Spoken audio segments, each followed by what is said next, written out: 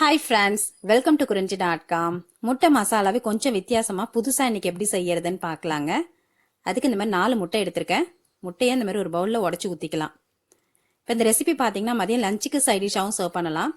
Evening ஸ்நாக்ஸுக்கு கூட வெறுமனே செஞ்சு சாப்பிட்லாங்க. அவ்வளோ ஒரு டேஸ்ட்டாக இருக்கும். நம்ம நார்மலாக முட்டை பொரியலோ முட்டை மசாலாவோ பண்ணுறதை விடவே இது கொஞ்சம் வித்தியாசமாக இருக்கும். இந்த முட்டையும் பார்த்தீங்கன்னா ரொம்ப சாஃப்டாக இருக்கும். சாப்பிட்றதுக்கு அவ்வளோ டேஸ்ட்டாக இருக்கும். நீங்கள் எவ்வளோ செஞ்சாலும் பத்தாது. இப்போ இந்த மாதிரி முட்டையெல்லாம் உடச்சி ஊற்றிட்டு இது கூட 1/4 ஸ்பூன் மஞ்சள் தூள், 1/4 ஸ்பூன் உப்பு, 1/4 ஸ்பூன் அளவுக்கு மிளகுத்தூள் சேர்த்து ஒரு ஸ்பூனோ இல்லை விஸ்கோ வச்சு நல்லா கலந்து விட்டுடுங்க.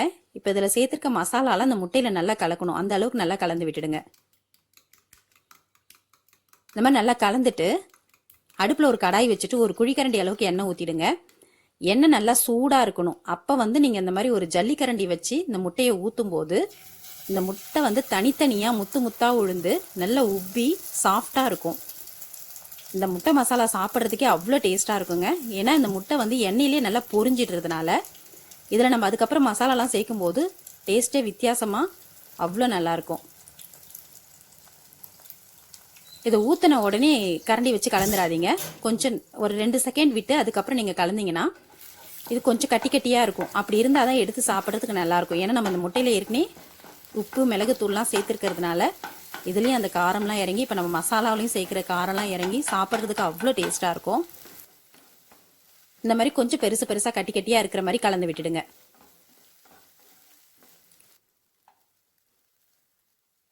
இப்போ இந்த முட்டை பார்த்தீங்கன்னா நம்ம நார்மலாக முட்டை பொரிக்கிறதுக்குமே இதுக்கும் கொஞ்சம் வித்தியாசமாக இருக்கும். இது மேலே நல்லா மொறுமொறுப்பாக இருக்கும், உள்ளே நல்லா ஃப்ளஃபியாக இருக்கும். இப்போ நம்ம இதை ஒரு பிளேட்டுக்கு மாற்றிடலாம். இப்போ அதே கடாயில் 1 ஸ்பூன் அளவுக்கு எண்ணெய் ஊற்றிருக்கேன். இதில் நம்ம தாளிப்பு எதுவும் சேர்க்க தேவையில்லை. இந்த மாதிரி நல்லா நீள நீளமாக கட் பண்ண 2 வெங்காயத்தை இது கூட சேர்த்துருக்கேன். இப்போ நம்ம சேர்க்குற இந்த வெங்காயம் தக்காளிலாம் பார்த்தீங்கன்னா ரொம்ப வெந்துடக்கூடாது. கொஞ்சம் க்ரன்ச்சியாக இருந்தால் தான் இந்த முட்டையோட இந்த வெங்காயம் தக்காளிலாம் எடுத்து சாப்பிட்றதுக்கு அவ்வளோ டேஸ்ட்டாக இருக்கும். இது கூட வாசனைக்காக 2 பச்சை மிளகாவை கீறி சேர்த்துருக்கேன். இப்போ 1/2 ஸ்பூன் அளவுக்கு இஞ்சி பூண்டு விழுதும் சேர்த்துக்கலாம்.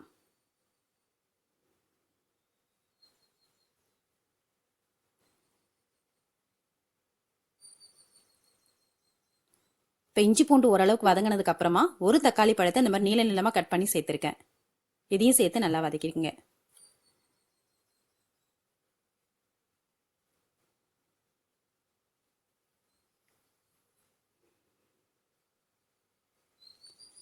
இப்போ இது கூட நம்ம மசாலாலாம் ஒன்று ஒன்றா சேர்த்துடலாம். 1/2 ஸ்பூன் தனி மிளகாய் தூள்.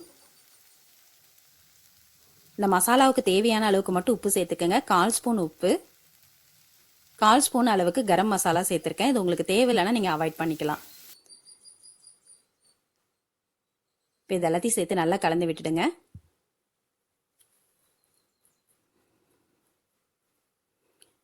இப்போ நம்ம சேர்த்துருக்க வெங்காயம் தக்காளிலாம் ஒரு 3/4 வாசி குக் ஆனதுக்கு அப்புறமா நம்ம ஏற்கனவே பொரிச்சு வச்சிருக்க முட்டையை இது கூட சேர்த்துடலாம்.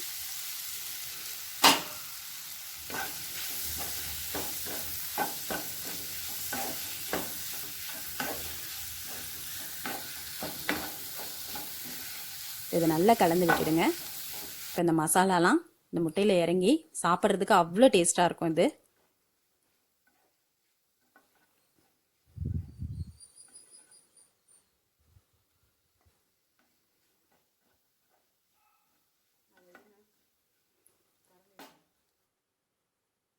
இப்போ இது ரெடி ஆகிடுத்து.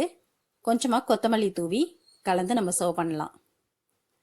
ரொம்ப எளிமையான இந்த முட்டை மசாலாவை நீங்களும் உங்கள் வீட்டில் செஞ்சு பாருங்கள். இந்த ரெசிபி உங்களுக்கு பிடிச்சிருந்தா லைக் பண்ணுங்கள், ஷேர் பண்ணுங்கள், சப்ஸ்கிரைப் பண்ணுங்கள். உங்கள் ஃப்ரெண்ட்ஸ் அண்ட் ரிலேட்டிவ்ஸோட இந்த வீடியோவை ஷேர் பண்ணிக்கோங்க. நன்றி, வணக்கம்.